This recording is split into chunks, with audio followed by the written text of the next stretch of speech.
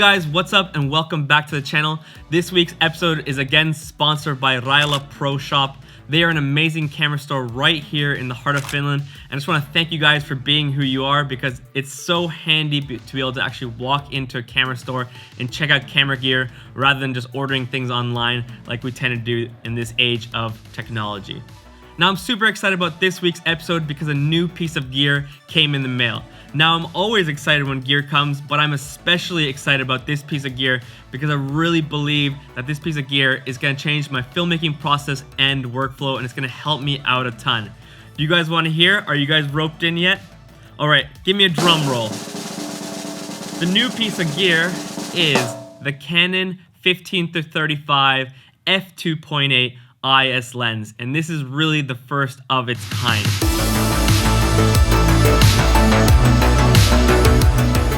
Now some of you guys might say, well, there's already the Canon 17-40 with IS. That's a wide angle lens with image stabilization. But this is the first full frame lens with f2.8 and with image stabilization.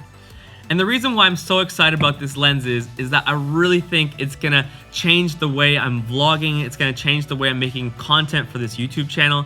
So I'm really excited about this piece of gear. Not only does this lens have image stabilization, but it's actually a lot smaller setup because now I no longer need to use the adapter when using the older Canon 16-35 lens.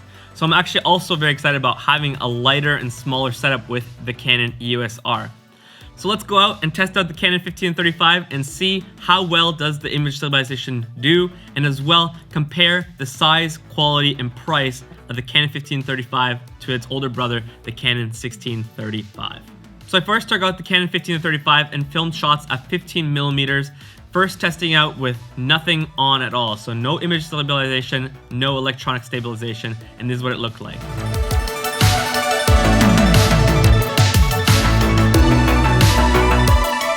From there, I added the image stabilization on the lens to see how that would look, and this is how it turned out. And from there, I tested it to see what it would look like with the image stabilization on the lens and as well as electronic stabilization in the camera.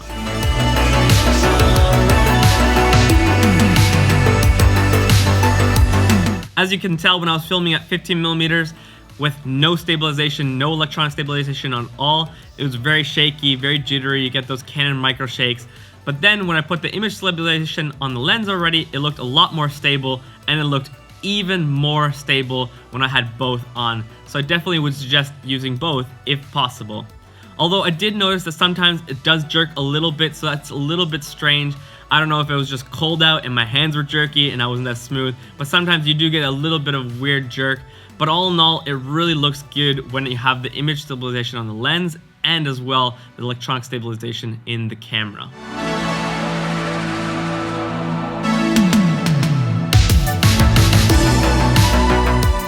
One of the things I've always struggled with the Canon EOS R is that it doesn't have as good image stabilization as, for example, cameras like the Panasonic GH5. Whenever I'm shooting weddings, I'm always using the Panasonic GH5 just because the IBIS is so good on that I can film totally handheld. But now with this new lens and having image stabilization paired up with the stabilization already in the camera, I gotta say it's dramatically better, and I would actually consider that I could film, for example, a wedding even handheld. But not just for that kind of filming, it also really helps when you're vlogging and filming content for YouTube. So I'm really excited about this lens because of that.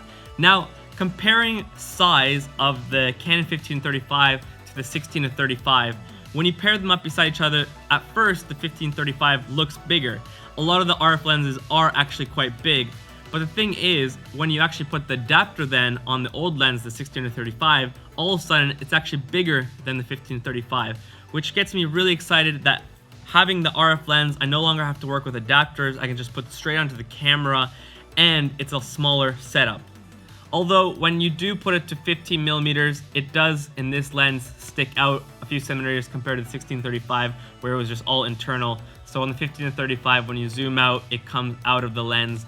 But even when I have it zoomed at 15, it's still a centimeter or two smaller than the 16-35. So that's really nice. Now the price of the RF lens is a lot more than its older brother. In Finland, it's 2,600 euros. In B&H stores, it's going to be $2,300 comparing to its older brother in Finland. The 16-35 is only 2,000 euros, and then at B&H it's $1,900. So that's a significant difference. In Finland, comparing the RF to 16-35, that's a 600 euro difference, and if you're buying the lenses from the US, that's a difference of $400. Now, I gotta say that lenses are one of those things that you should always invest in, and I really believe that this RF lens series is going to be a lens that's going to last you a longer time. So you will be changing camera bodies, but you won't be changing the lenses. For example, the Canon 16-35, I've been using this lens for many years already, and it's just solid. So I really believe the same with this lens. The other perks of having the RF series lenses is in these lenses they have this new filter dial, which I personally love customizing to have it as ISO. That way when I'm using the Canon EOS R, I can have my top finger for shutter, my other thumb for aperture, and then my left hand I can change the ISO. I found that super helpful when I'm shooting photos and video because you often need to adjust the ISO on a dime just to fix the exposure. So that's a really nice perk of the RF lens series, and as well just not having to use the adapter anymore. I always hated having this clunky adapter and making it just longer, and I really think that balancing on a gimbal will be a lot easier because it's not sticking out as far.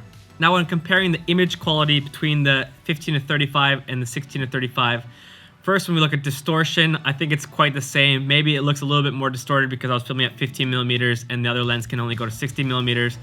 But with any wide angle lens, you're going to get distortion when you're filming a person on the outside of the frame. So you always want to have the person in the middle. When it comes to the actual sharpness and look of the footage, I actually really like the 15-35. I feel like it has a little bit more punch to it, a little bit more contrast. My skin looks a little bit more tanned, which is always a win living here in Finland. We haven't seen the sun in a long time, so you don't want to look like that pale ghost.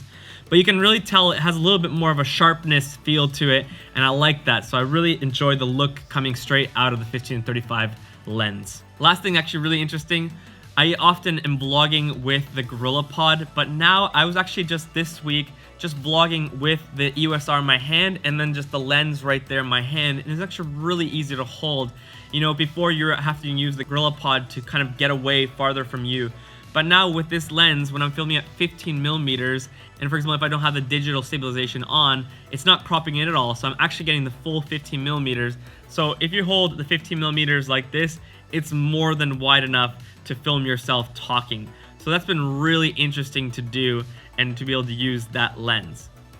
So all in all, I would say this is a really great lens. Of course, they could always make it a little bit smaller, but I understand why a lens that's wide angle plus has image stabilization, why it's going to be a little bit bigger. And as well, I do understand that the price point, you have to pay for what you get. So I would say this is definitely worth investing if you do have the money, because it's going to be a lens that you can use for many years to come.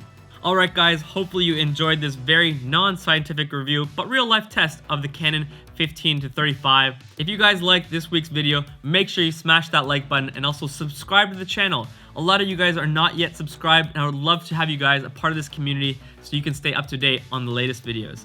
Alright guys, have a fantastic week.